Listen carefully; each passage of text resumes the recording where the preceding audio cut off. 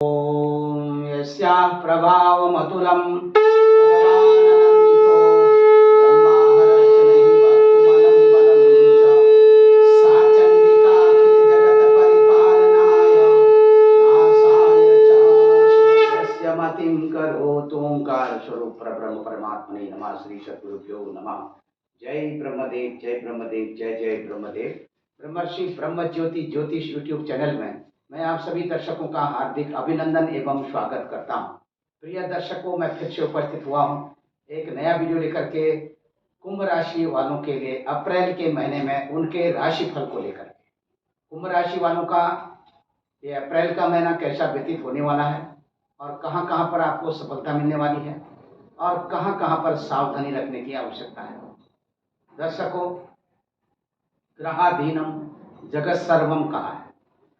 ये समस्त संसार, ये समस्त भुवन विश्व ये ग्रहों के ही अधीन है। ग्रहाधीनम जगत सर्वम, सारा संसार ग्रहों के अधीन है। क्योंकि भगवान की, उस पिता परमेश्वर की कुछ ऐसी लीला है, उन्हीं के द्वारा ही सारे ग्रह नक्षत्र आदि कार्य करते हैं। उन्हीं की दिशा निर्देश में इस ग्रह नक्षत्र अपने समय के अनुसार व्यक्ति विशेष पर प्रभावी होते हैं। क्योंकि हमारे द्वारा किए हुए पूर्व जन्म में जो हमने जैसे कर्म किए, उन्हीं कर्मों के आधार पर, उन्हीं संचित कर्मों के आधार पर इस जन्म में ग्रह नक्षत्रों का जो संयोग हमारे साथ बनता है, पूर्व जन्म में किए हुए शुभाशुभ कर्मों का प्रभाव, उन संचित कर्मों का प्रभाव हम किसी न किसी रूप में यहाँ पर भोगते हैं। और उसको हम कैसे भोगते हैं, किस तरह से भोगते हैं? क्योंकि ग्रह नक्षत्रों के द्वारा ग्रहों की जो साइकिल है, उस साइकिल और जो ग्रह समय समय पर परिवर्तित राशि परिवर्तन या राशि एक राशि से दूसरी राशि में परिवर्तन अपना करते रहते हैं, यानी उनकी जो साइकिल है वो चलती रहती है और प्रतिदिन उनका जो प्रभाव है वह इस चराचर जगत में, चराचर जगत के प्राणियों में वो प्रभाव प्रत्यक्ष रूप से दिखाई देता है।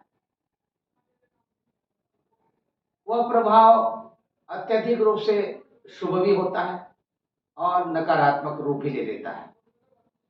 इसीलिए ग्रह जनित उत्पात को समझने की आवश्यकता है। ग्रह जनित उत्पात को समझ करके उसको कैसे सकारात्मक रूप में अपना सकते हैं और कैसे उस सकारात्मक रूप को अपना करके कैसे आगे बढ़ सकते हैं, कैसे अपने दिनचर्या को सकारात्मक रूप दे करके अच्छे से हम उसे बिता सकते हैं। दर्शकों, यहाँ पर आपने देखना क्या है? यहाँ पर यही देखना है कि कौन सा ग्रह आपकी राशि से गोचर में किस स्थान पर संचरण कर रहा है अथवा किसी अन्य ग्रह के साथ उसका जो युति संबंध बन रहा है, वो क्या कुछ आपको देने वाला है। तो यही वीडियो जो है बहुत ही रोचक और ज्ञानवर्धक वीडियो बनने वाली है। आप इस पर थोड़ा ध्यान दीजिए और यदि अभी तक आपने हमारे ब्रह्म ज्योति ज्योतिष यूट्यूब चैनल को सब्सक्राइब नहीं किया है तो आप इसे सब्सक्राइब कर लीजिए, लाइक करिए, शेयर करिए और इसी के साथ शुरू से लेकर अंत तक आप हमारी वीडियो को देखिए। क्योंकि आकाशीय सौरमंडल में तमाम जो ज्योतिर्मय पिंड हैं, इन ज्योतिर्मय पिंडों का जो आप देखते हैं, एक खगोलीय नक्शा एक बहुत बड़े पैमाने पर देखते हैं। इसी खगोलीय नक्शे के अंदर ये सब कुछ समाया हुआ है। ये जितने आप देख रहे हैं पिंड, यत यत पिंडे तत्त ब्रह्मांडे, जितने पिंड आप देख रहे हैं उतने ही ब्रह्मांड भी है। और इस सौर जगत में जो भगवान भास्कर है, सूर्य देवता है, इस सौर जगत के एक मुखिया के तौर पर कार्य कर रहे हैं। इसीलिए सूर्य देवता को राजा कहा गया है, चंद्रमा को रानी का रूप दिया गया है। रात्रि के जो स्वामी है वो चंद्र देवता है, दिन के जो स्वामी है ये सूर्य देवता है। अब आपको देखना क्या है, आपकी राशि कुंभ राशि है। यहाँ पर हम आपकी राशि के आधार पर इन गोचरी ग्रहों का जो कॉम्बिनेशन कर रहे हैं, सबसे पहले तो हम आपको बताना चाहेंगे कि यदि आप अपना एक एक पल, एक एक क्षण जो है इन्हीं ग्रह नक्षत्रों के आधार पर व्यतीत करते हैं, यानी कि ग्रह नक्षत्रों के आधार पर जो हम प्रेडिक्शन बना करके आप तक पहुंचाते हैं, उसी के तद अनुरूप यदि आप व्यवहार करते हैं, कार्य करते हैं, तो निश्चित तौर पर आपको एक बहुत ही सरल हो जाता है जीने का एक जो रास्ता है, आपका एक कार्य करने का एक तौर तरीका है, वो बहुत ही सरल हो जाता है, आसान हो जाता है। लेकिन आपको विश्वास भी करना होगा, श्रद्धा भी रखनी होगी, और विश्वास के और श्रद्धा के बिना कुछ नहीं है। श्रद्धा है, विश्वास है, भावना है। उस भावना से यदि आप इन ग्रह नक्षत्रों के साथ जुड़ते हैं, इनका जो कॉम्बिनेशन है वो आपको उस रूप में, जब आप भावनात्मक रूप में जुड़ जाते हैं, ग्रह नक्षत्रों के द्वारा आने वाली जो नकारात्मक किरणें हैं वो अपना सकारात्मक रूप भी ले लेती है। उससे आपको बहुत अच्छा फल मिलने लगता है। इसीलिए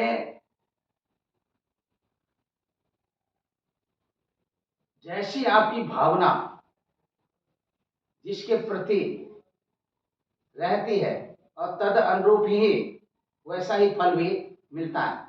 जैसे मंत्रे तीर्थे द्विजे दैवे दैवज्ञे भेखजे गुरो यादृशी भावना तस्य सिद्धिर्भवति तादृशी। मंत्र में, तीर्थ में, द्विजों में यानी ब्राह्मणों में और देवताओं में, दैवज्ञ माने ज्योतिषियों में, और भेखजे यानी कि जो औषधि आप लेते हैं या आपको जो रोग बताते हैं, भेखज शब्द आया है। औषधियों के जो ज्ञाता होते हैं, डॉक्टर, वैद्य, चिकित्सक, इनके बारे में बताया गया है। और अपने गुरु जिनसे आपने दीक्षा ली है, गुरु मंत्र लिया है, भावनात्मक रूप से आप जुड़े हुए हैं श्रद्धा भक्ति पूर्वक, इनके प्रति आपकी जैसी भावना बनी रहती है, तद अनुरूप वैसा ही आपको फल मिलता है। एक तो बात ये रही। एक बात यह है कि इन्हीं ग्रह नक्षत्रों के संदर्भ में आप जैसा अपना विश्वास रखते हैं, जैसी अपनी धारणा बना के रखते हैं, और तद अनुरूप फल ही आपको मिलता है। तो दर्शकों, इससे पहले कि मैं आपको बताना चाहूंगा कि आकाशीय सौरभ मंडल में भगवान सूर्य देवता ग्रहों के राजा कहलाते हैं। किस लिए कहलाते हैं? इसीलिए कि भगवान सूर्य देवता का जो शौर्य है, उनका जो पराक्रम है, उनका जो अद्भुत तेज है, उसके लिए वो जाने जाते हैं। इसीलिए उनकी प्रसिद्धि है।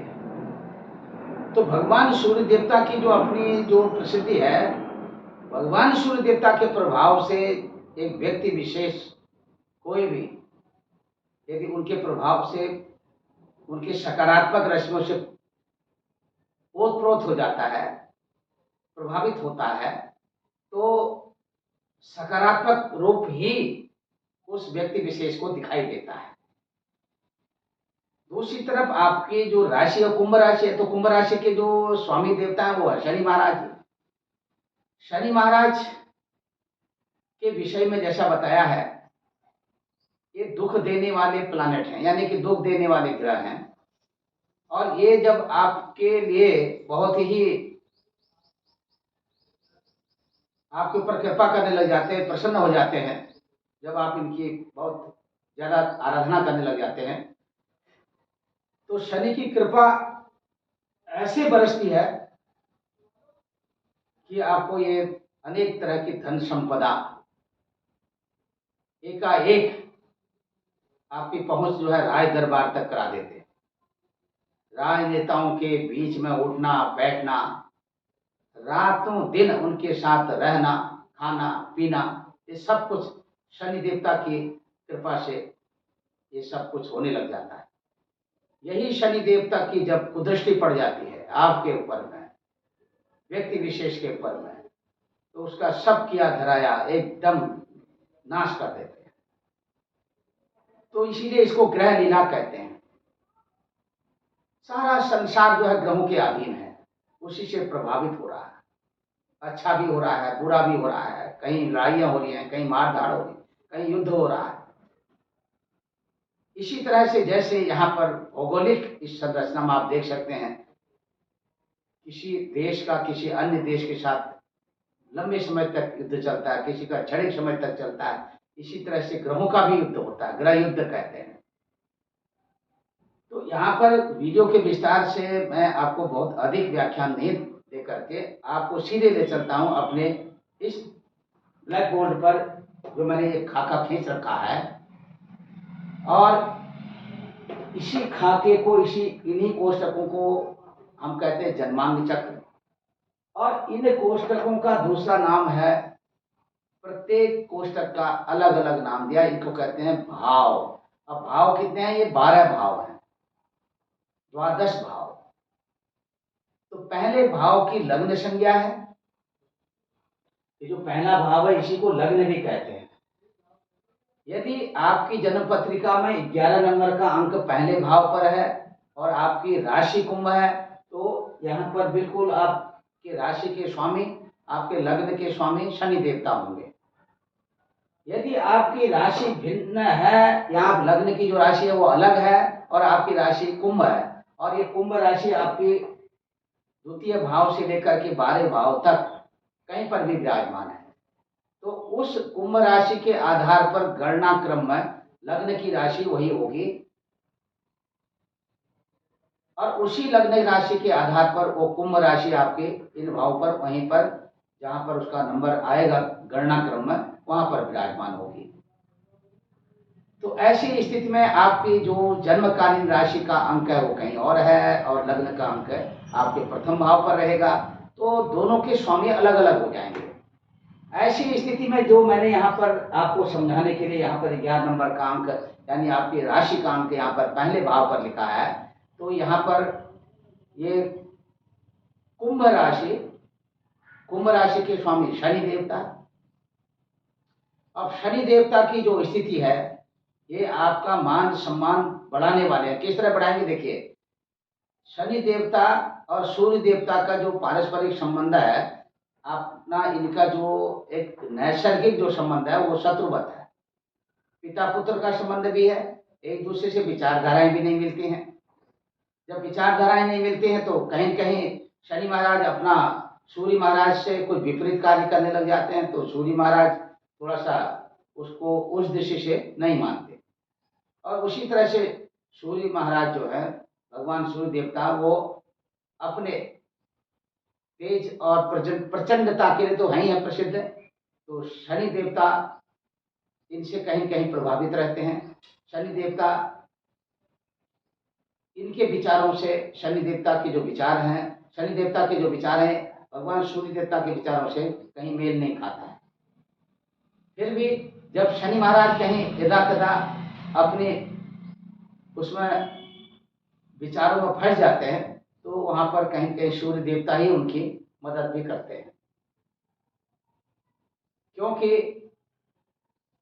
जब मकर संक्रांति आती है, तो मकर संक्रांति के दिन शनि महाराज के घर में सूर्य देवता जब प्रवेश करते हैं, तो यहाँ पर सूर्य देवता का शनि देवता का आपसी जो एक महीने के लिए, जिसे हम माघ का महीना कहते हैं, मकर संक्रांति से लेकर के, अब इसे हम माघ का महीना कहते हैं, तो माघ का जो महीना है मकर संक्रांति, उस माघ के महीने में जैसे मकर संक्रमण होता है सूर्य देवता का मकर राशि में, तो पौराणिक मतों के अनुसार भी इनका जो आपसी सहयोग तालमेल सूर्य देवता का यहाँ पर बनता है, वो कहीं कहीं हमारे आध्यात्मिक जगत के लिए बहुत अधिक ऊर्जावान हो जाता है, शक्तिवान हो जाता है।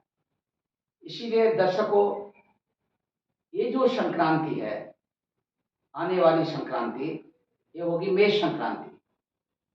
अभी सूर्य देवता मकर संक्रमण के बाद फिर कुंभ संक्रमण में आए, तो कुंभ के बाद फिर मीन में आए, तो मीन राशि पर इस समय में सूर्य देवता संचरण कर रहे हैं। तो मीन राशि में ये 13 अप्रैल तक रहेंगे और 14 अप्रैल के दिन मेष राशि में मेष संक्रांति होगी। तो संक्रांति के पुण्य काल में स्नान, दान, तर्पण आदि करने का विधान है। जो लोग संक्रांति के पुण्य काल में गंगा स्नान करते हैं, तत्पश्चात तर्पण विधि से अपने पितरों को जल देते हैं और तर्पण विधि से जल देते हैं, और दूसरी तरफ में श्राद्ध विधि से पिंडार्चन करते हैं पितरों की प्रसन्नता के लिए। और ऐसा करने से उनके घर कुटुंब परिवार में पितरों की असीम कृपा बरसती है, उनका मान भी बढ़ता है, उनका सम्मान भी बढ़ता है, और अनेक तरह के जो उनके रुके हुए कार्य होते हैं वो बनने लग जाते हैं। ऐसी स्थिति में फिर कहीं से विरोधाभास वाली स्थिति नहीं बनती। तो सूर्य देवता आप देख सकते हैं, आपकी कुंभ राशि है, तो आपकी राशि से द्वितीय स्थान में गुरु देवता के साथ, बृहस्पति देवता के साथ सूर्य देवता के, उन दोनों ग्रह, ये सूर्य देवता गुरु देवता दोनों मित्र ग्रह हैं, अति मित्र ग्रह हैं। और इनकी जो मित्रता है ये शुरू से हमारे इस भौतिक जगत में प्रभाव डालने वाली मित्रता है, सकारात्मक रूप देने वाली मित्रता है। दोनों प्लैनेट एक दूसरे के साथ मित्रवत भाव रखते हुए आपकी राशि के लिए आने वाले समय में इस अप्रैल के महीने विशेष करके आपको आकस्मिक रूप से धन लाभ कराने वाले हैं। आपकी वाणी में मकर राशि में देख सकते हैं, मकर राशि आपकी राशि से 12वें स्थान पर है। तो मकर राशि के स्वामी भी शनि देवता है, तो कुंभ राशि के भी स्वामी। अब कुंभ राशि जो है आपकी अपनी राशि है और ये आपके लग्न की राशि भी हो सकती है। ऐसी स्थिति में 12वें स्थान से भी संबंध बन रहा है, लेकिन सामाजिक तौर पर सामाजिक लोगों के साथ आपका जो तालमेल है बहुत अच्छी तरह से बनता हुआ दिखाई दे रहा है। राजनीतिक क्षेत्र में थोड़ा सा कहीं कहीं आपका जो कद है वो थोड़ा पहले की अपेक्षा, यदि आप आवेश में आकर के या जल्दीबाजी में राजनीतिक क्षेत्र में किसी भी तरह से आप बढ़ने की कोशिश करते हैं या उस दौरान कहीं किसी भी तरह का आप आर्गुमेंट करते हैं, तो आपको निश्चित तौर पर यह आर्गुमेंट आपकी पद एवं प्रतिष्ठा को कहीं कहीं उसमें आंच आने के या उसमें कहीं किसी भी तरह की आपको हानि का सामना, रुकावटों का सामना करना पड़ सकता है।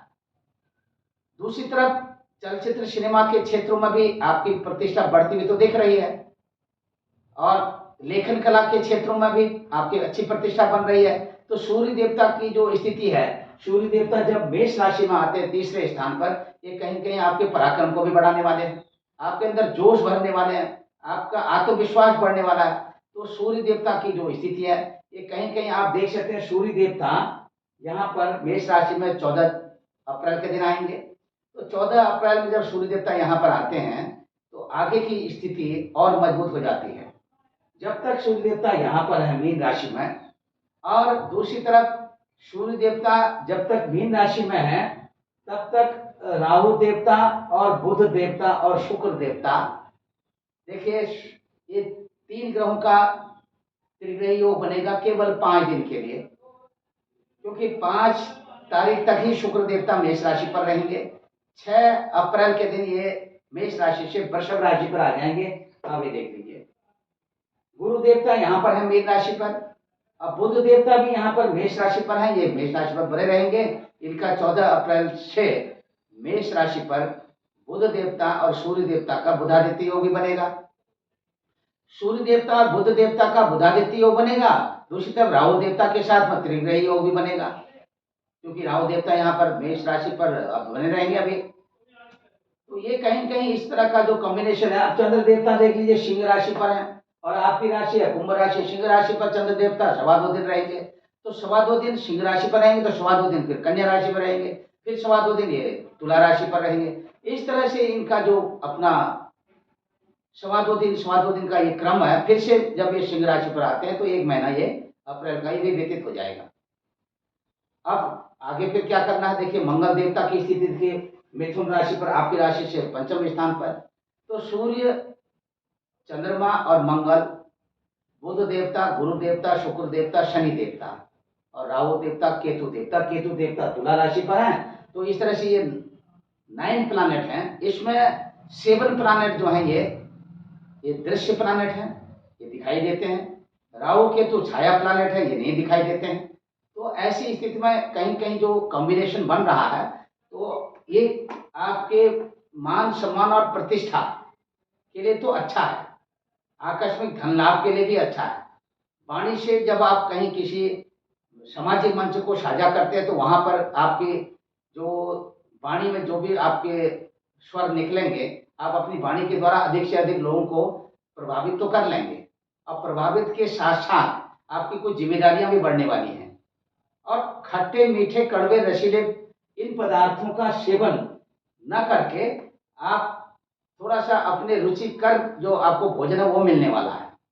आप अत्यधिक रूप से परिश्रम करते हुए दिखे जा रहे हैं, इसीलिए यहाँ पर सहोदर भाई बहनों के साथ आपका तालमेल, यानी कि जो आपसे छोटे भाई बहन हैं उनके साथ आपका तालमेल अच्छा सा बनता हुआ दिखाई दे रहा है। दूसरी तरफ से बड़े भाई बहनों के साथ में भी उनके द्वारा कुछ आप आर्थिक रूप से लाभान्वित होने वाले हैं, बहुत कुछ आपको मिलता हुआ दिखाई दे रहा है। तो यहाँ पर जो है घर, भूमि, भवन और ये वाहन के क्षेत्र में यदि आप चाहते हैं कि कुछ आप इन्वेस्टमेंट करें, तो ये समय थोड़ा सा बहुत अच्छा सा प्रतीत हो रहा है। आप ले सकते हैं, वाहन खरीद सकते हैं, और आपको वैसे भी आप चाहेंगे कि कहीं से आर्थिक मदद मिल जाए, वो भी आपको मिलने वाली है। माता श्री के स्वास्थ्य को लेकर के बिल्कुल निश्चिंत बने रहिए। माता श्री का आशीर्वाद आपके साथ है, और साथ में आपके पिताश्री का आशीर्वाद भी आपको मिलता रहेगा। पिताश्री के द्वारा आकस्मिक रूप से धन लाभ होने के संकेत भी मिल रहे हैं। राजनीतिक क्षेत्र के साथ अतिरिक्त राजनीतिक करियर भी आपका बनता हुआ दिखाई दे रहा है। यदि आप राजनीतिक करियर के साथ साथ यदि राजकीय सेवा में संलग्न हैं और व्यक्तिगत कहीं कंपनियों में आप कार्यरत हैं, वहां पर भी आपका कद और पद दोनों बढ़ता हुआ दिखाई दे रहा है। ये एक अच्छी खबर है, एक अच्छी सूचना है कि आपकी प्रोन्नति होने वाली है और लाभ भी मिलने वाला है। कहीं पर कोई, यदि अभी तक आपको कोई जॉब नहीं मिली है, जॉब के लिए परेशान है, युवा वर्ग में आप आते हैं, पढ़ लिख करके बैठे हुए हैं, मन परेशान रहता है, तो खुशखबरी के संकेत मिल रहे हैं। संतान पक्ष की बात करते हैं, संतान पक्ष को लेकर के आपके घर में वंश वृद्धि के संकेत मिल रहे हैं। यदि अभी तक संतान सुख नहीं मिला है, तो शीघ्र आप लाभान्वित होने वाले हैं। और दूसरी तरफ संतान आपके पास है, अब अवस्था संतान की क्रॉस कर चुके हैं, संतान लाभ है, तो आपको अपने छोटे यानी कि कनिष्ठ संतान को लेकर के थोड़ा चिंता कहीं कहीं सताने वाली है, परेशान करने वाली स्थिति बन रही है। तो धैर्य धारण रखें, सब कुछ धीरे धीरे करके ठीक हो जाएगा। और दूसरी तरफ में यदि कहीं प्रेम संबंध चल रहे हैं, तो प्रेम संबंधों की स्थिति जो है, एक दूसरे के प्रति यदि आप अपनी विचारधाराओं को ठीक से नहीं एक दूसरे के प्रति शेयर करते हैं, तो विचारधाराओं को लेकर के कहीं अनबन हो सकती है। तो विचारधाराओं में स्थिति इसलिए बनेगी, तो आप थोड़ा सा विचारधाराओं के तहत थोड़ा सा अच्छे सोच, अच्छे सकारात्मक विचारधारा रखिए, तो आपके प्रेम संबंध बने रहेंगे। दूसरी तरफ में विद्यार्थी बंधुओं के लिए थोड़ा सा ये चिंताजनक स्थिति आपके लिए उत्पन्न हो सकती है। शिक्षा के क्षेत्र में क्षणिक रूप से रुकावट, फिर आगे आपका शिक्षा का क्षेत्र बाधित नहीं होगा। आप अच्छे से पढ़ाई करिए, आपका मान बढ़ेगा, सम्मान भी बढ़ेगा। दूसरी तरफ में लेखन कला आदि के क्षेत्रों में भी आपकी निपुणता, दक्षता बढ़ती हुई नजर आ रही है। यदि आप प्रशासनिक क्षेत्र से कार्य कार्यरत हैं या प्रशासनिक सेवाओं में आपका अपना योगदान दे रहे हैं, वहाँ पर भी आपका कद और पद बढ़ता हुआ दिखाई दे रहा है। तो ननिहाल पक्ष को लेकर के थोड़ा सा चिंतित होते हुए दिखाई दे रहे हैं। यहाँ पर थोड़ा विशेष करके अपनी नानी के स्वास्थ्य को लेकर के थोड़ा परेशान रहेंगे आप। ज़्यादा चिंता मत करिए, थोड़ा सा समय के लिए आप ये थोड़ा चिंतित होते हुए दिखाई दे रहे हैं। आगे सब कुछ अच्छा होने वाला है और ननिहाल पक्ष से कुछ संपत्ति लाभ होने के भी योग मिल रहे हैं। किसी भी तरह का ऋण देना ये आपके लिए इस महीने में बहुत ही अच्छा और लाभदायक रहेगा। यदि करते हैं, ऋण लेना पड़ सकता है, आपको मिल भी जाएगा और समय से चुकता भी कर देंगे, ऐसी स्थिति बन रही है। परेशान ना हो और अपने स्वास्थ्य का जरूर ख्याल रखें। और आपस में जो संबंध है पति पत्नी के, उनकी मैं बात करता हूँ। और संबंधों को लेकर के थोड़ा एक दूसरे के प्रति आर्गुमेंट होना, एक दूसरे के प्रति एक दूसरे के विचारधाराएं न मिलना, ये कहीं कहीं आपके भावी जीवन को प्रभावित कर सकता है। इसीलिए अच्छा होगा कि एक दूसरे के साथ आपसी तालमेल बैठा करके चलें, एक दूसरे के साथ अपने विचारों को साझा करें, तो कहीं परेशानी नहीं होगी। व्यापारिक बंधुओं के लिए खुशखबरी के संकेत तो ही हैं और आयात निर्यात से रिलेटेड कामों में थोड़ा सा रुकावट है। और दूसरा, मैन्युफैक्चरिंग कार्य में यदि आप कोई प्रोडक्शन आप उत्पादन करते हैं, कुछ ऐसी आपकी फैक्ट्री है, तो वहाँ पर आपका जो उत्पादक क्षेत्र है वो बढ़ने वाला है। शेयर मार्केट में भी आप चाहें तो इन्वेस्टमेंट कर सकते हैं, कोई दिक्कत नहीं आएगी। और दूरदेशी यात्रा, उत्तरी पश्चिमी देशों की यात्रा ये आपकी बनने वाली है और निश्चित तौर पर आपको सफलता मिलेगी। और दक्षिणी पूर्वी देशों की यात्रा, किसी भी तरह का कोई व्यवधान तो नहीं है, लेकिन थोड़े समय के लिए यात्रा रुक सकती है। स्थानीय यात्रा में कोई रुकावट नहीं है। धार्मिक यात्रा के दौरान अच्छे अनुभव होने वाले हैं। तो इसी के साथ दर्शकों, इस महीने का जो आपका लकी नंबर है, ये 7 नंबर का अंक है, वो आपका लकी नंबर है। और जो आपका लकी कलर है, ये है काला कलर है।